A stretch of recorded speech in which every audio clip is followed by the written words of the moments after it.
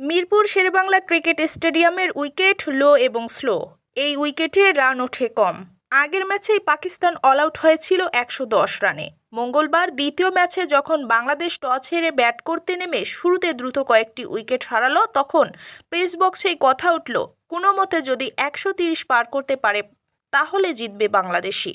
Middle অর্ডারে bat করতে নামা জাকির আলী অনিকের দুর্দান্ত ব্যাটিংয়ে ভর করে বাংলাদেশ যখন ১৩৩ রান তুলে ফেলল, তখন গ্যালারির সঙ্গে প্রেস বক্সেও স্বস্তি।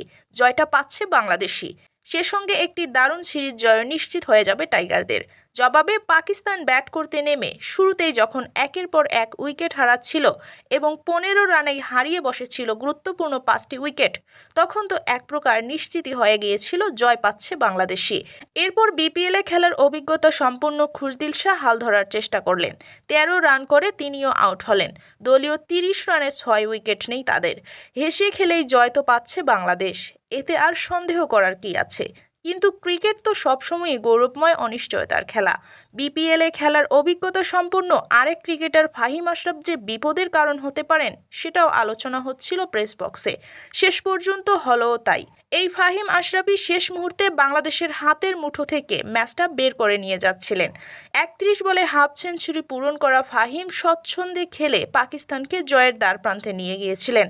যদিও বাংলাদেশের মিসফিল্ডিং এক্ষেত্রে দায়ী।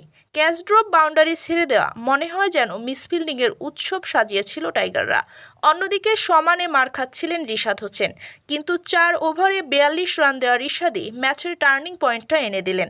১৯তম ওভারে দিলেন ১৫ রান। ৭ বলে দরকার ১৩ রান। পাকিস্তানের দলীয় রান তখন ১২১।